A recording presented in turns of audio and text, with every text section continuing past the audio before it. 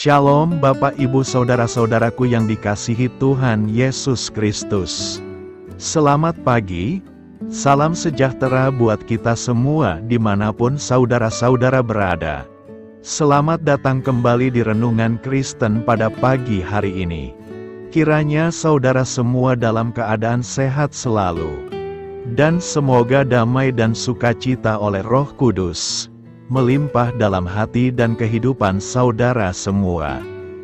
Sebelum kita mendengarkan renungan firman Tuhan pada pagi hari ini, mari terlebih dahulu kita berdoa.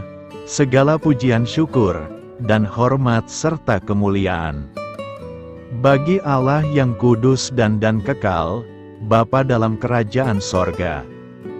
Bapa yang kami panggil di dalam nama Tuhan Yesus Kristus. Kami mengucap syukur Tuhan, oleh karena anugerah-Mu di sepanjang kehidupan kami. Hingga pada hari ini, kami boleh ada sebagaimana kami ada, semua karena berkat dan anugerah Tuhan dalam kehidupan kami. Pada pagi hari ini ya Tuhan, kami akan mendengarkan firman-Mu. Berfirmanlah ya Tuhan, jamahlah hati kami, berikan kami pengertian untuk dapat memahami firman-Mu, dan ajar kami untuk dapat melakukan firman-Mu di sepanjang kehidupan kami. Berfirmanlah ya Tuhan, kami sudah siap mendengarkan firman-Mu. Di dalam nama Tuhan Yesus Kristus, kami berdoa. Amin. Saudara yang terkasih, ayat pembacaan Alkitab kita hari ini terambil dari 1 Korintus 11 ayat yang ke-26 sampai 27. 1 Korintus 11 ayat 26 sampai 27.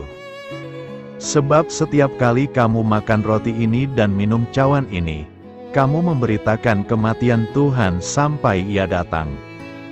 Jadi barang siapa dengan cara yang tidak layak makan roti atau minum cawan Tuhan, ia berdosa terhadap tubuh dan darah Tuhan. Judul renungan kita hari ini adalah Arti Paskah bagi orang percaya.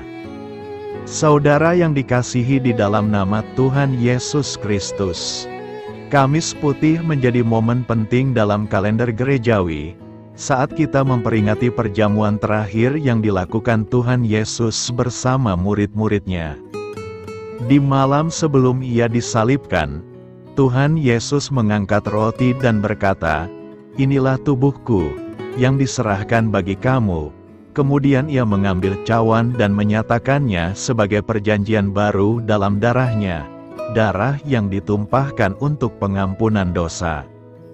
Perjamuan kudus bukan hanya ritus simbolis. Setiap kali kita merayakannya, kita sedang memperdengarkan kabar yang agung. Tuhan Yesus telah mati bagi kita, pengorbanannya menyelamatkan dunia, dan Dia akan datang kembali menjemput umat-Nya.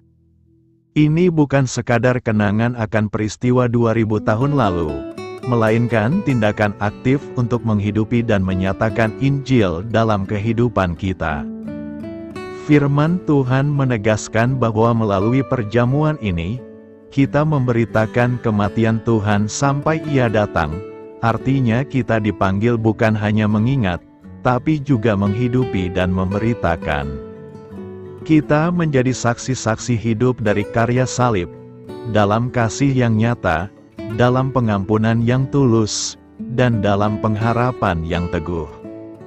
Saudara yang terkasih, dalam dunia yang mulai melupakan nilai pengorbanan dan kasih sejati, hidup kita harus menjadi pemberitaan tentang salib itu. Salib Kristus adalah bukti kasih Allah yang tidak terbatas, dan kita adalah utusan kasih itu. Marilah kita renungkan, hari ini, marilah kita datang ke perjamuan kudus dengan hati yang hancur, penuh syukur, dan rindu untuk hidup dalam kesetiaan. Mari kita terus mengabarkan kematian dan juga kebangkitan-Nya, bukan hanya dengan mulut, tapi dengan hidup yang memuliakan Tuhan. Sampai Ia datang, biarlah salib Kristus tetap nyata dalam hidup kita. Amin. Tuhan Yesus memberkati. Demikianlah renungan firman Tuhan pada pagi hari ini. Biarlah menjadi berkat bagi kita semua, dan dapat kita lakukan dalam setiap kehidupan kita. Pada hari ini, sebelum kita memulai segala aktivitas kita di hari ini, marilah kita berdoa, segala pujian syukur dan hormat, serta kemuliaan bagi Allah kami yang kekal dan kudus. Bapa yang kami tinggikan dan kami agungkan, di dalam nama Tuhan Yesus Kristus. Kami bersyukur ya Tuhan Yesus yang baik, atas pertolongan-Mu dan penyertaan-Mu, serta atas berkat-Mu dalam hidup kami. Kami berbahagia dan bersyukur ya Tuhan. Atas kebaikan-Mu dalam kehidupan kami, tidak pernah berkesudahan kasih setia-Mu Tuhan. Tak pernah habis-habisnya rahmat-Mu, selalu baru tiap pagi. Besar kesetiaan-Mu Tuhan dalam kehidupan kami. Terima kasih Tuhan Yesus. Buat kebenaran firman-Mu pada pagi hari ini, yang sudah datang dalam setiap kehidupan kami. Kami mengucap syukur atas firman-Mu, yang telah mengajarkan kami pentingnya menjaga hati kami di hadapan-Mu. Kami sadar bahwa dosa dan kejahatan timbul dari hati manusia.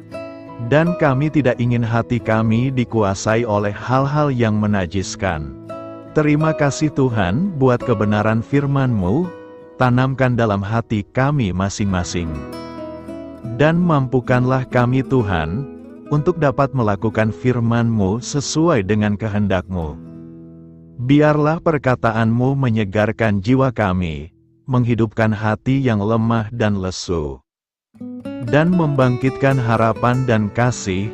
Berkati umat-Mu yang sudah mendengarkan firman-Mu hari ini. Berkati di setiap saat, tempat, dan kondisi dalam hidup mereka, agar senantiasa selalu merindukan dan membutuhkan firman-Mu, sebagai pelita kebenaran yang memerdekakan, dan penghuburan yang menguatkan. Ajarilah kami bahasa firman-Mu, dan bimbinglah kami, untuk selalu sesuai hidup kehendak-Mu, agar kami selalu dekat kepadamu. Terima kasih ya Tuhan Yesus, buat kesempatan hidup yang masih Engkau berikan. Kami mau pakai untuk hormat kemuliaan nama-Mu, segala pergumulan dan persoalan hidup kami. Kami serahkan di dalam tangan-Mu, dan Engkau yang akan menyelesaikannya bagi kami. Kami hanya berharap kepadamu, hamba berdoa ya Tuhan buat umat-umat-Mu, yang sudah mendengarkan renungan pada pagi hari ini, yang saat ini sedang mengalami sakit penyakit, pergumulan masalah, kebutuhan ekonomi. Kiranya Tuhan jamah kebutuhan umat-umat-Mu, sembuhkan sakit penyakit mereka, pulihkan keadaan umat-umat-Mu, berkati perekonomian umat-umat-Mu, serta berikan jalan keluar buat setiap pergumulan masalah yang umat-umat-Mu sedang hadapi, dan ajarlah kami Tuhan, untuk selalu berharap dan percaya sepenuhnya kepada Tuhan Yesus. Kiranya Tuhan Yesus terus memberkati kehidupan kami, keluarga kami, sanak saudara kami, daerah tempat tinggal kami, bangsa dan negara kami, pemerintah-pemerintah kami. Biarlah semua dalam perlindungan-Mu ya Tuhan, dan jadilah sesuai dengan kehendak-Mu yang terbaik dalam kehidupan kami. Pada hari ini ya Tuhan, kami anak-anak-Mu akan melakukan berbagai aktivitas. Kami akan bekerja, dan melakukan tugas dan tanggung jawab kami.